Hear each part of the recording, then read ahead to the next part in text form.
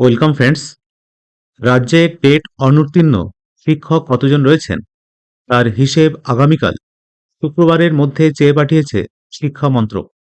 তবে সেই তথ্য নির্দিষ্ট ফরম্যাটে যথাসময়ে জমা দেওয়া সম্ভব নয় বলে মনে করছেন বিকাশ ভবনের কর্তারা। তাই এর জন্য বাড়তি সময় চাওয়া হতে পারে বলেও শোনা যাচ্ছে। প্রসঙ্গত, 1 সেপ্টেম্বর সুপ্রিম কোর্ট অর্ডার দিয়েছে প্রথম থেকে অষ্টম শ্রেণী পর্যন্ত শিক্ষকদের কিছু ব্যতিক্রম ছাড়া টেট উত্তীর্ণ হওয়া আবশ্যিক।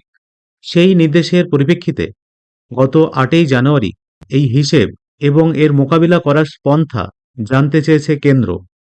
প্রসঙ্গত, 2011 সালকে মাপকাঠি ধরে তার আগে এবং পরে নিযুক্ত শিক্ষকদের টেট আছে কিনা, যাদের নেই তারা কত বছর চাকরি করছেন প্রভৃতি তথ্য বিস্তারিত ফরম্যাটে চেয়ে পাঠিয়েছেন কেন্দ্র। এই ডেটা সাবমিট করতে উচ্চশ্রী পোর্টালকে ব্যবহার করা হয়েছে।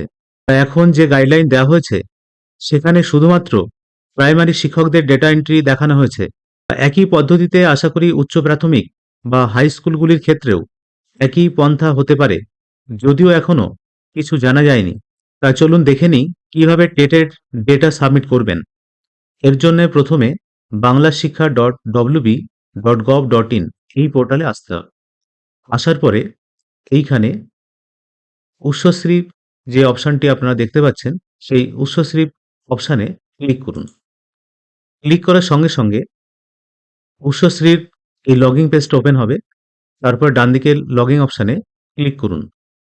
এই লগইন পেজে আসার পরে আপনারা এখানে ইউজার সিলেক্ট করবেন, HOI, তারপরে ইউজার নেম, পাসওয়ার্ড, তারপরে ক্যাপচা কোডটি দিয়ে লগইন বাটনে ক্লিক করবেন। এরপর ভেরিফাই ওটিপি এন্টার করে প্রসিড বাটনে ক্লিক করুন। ক্লিক করার সঙ্গে সঙ্গে আপনার সামনে উচ্চশ্রীর এই অ্যাকাউন্ট আপনারা মাস্টার ডিরেক্টরি ম্যানেজমেন্ট এই অপশানে ক্লিক করুন। ক্লিক করার সঙ্গে সঙ্গে এরকম মেনু দেখতে পাবেন। তারপরে দেখুন edit employee profile after finalisation এই অপশানে ক্লিক করুন। ক্লিক করার সঙ্গে সঙ্গে স্কুলের লিস্টটা দেখতে পাবেন। এইভাবে বাম দিকে এমপ্লয়ি নেম থাকবে, ডেজিগনেশন থাকবে, তারপরে পার্সোনাল ডিটেলস, কন্ট্যাক্ট ডিটেলস।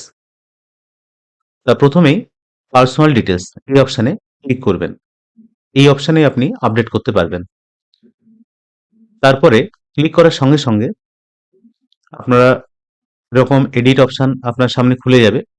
তারপর আপনার একদম নিচের দিকে এইখানে দেখুন হোয়েদার টেট সিটেড বা এস্টেড কোয়ালিফাইড, এখানে এই ড্রপডাউন মেনুটি ক্লিক করবেন।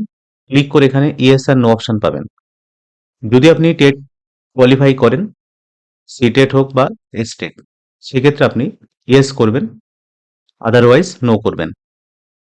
ইয়ার অফ পাসিং, তারপর আপনার ইয়ার অফ পাসিংটা কত সেটা আপনি সিলেক্ট করবেন। যেমন এখানে 2019 সিলেক্ট করা আছে। তারপরে সবকিছু হয়ে যাওয়ার পরে আপনি সেভ বাটনে ক্লিক করবেন। সঙ্গে সঙ্গে আপনার পার্সোনাল ডিটেলস আপডেট হয়ে যাবে।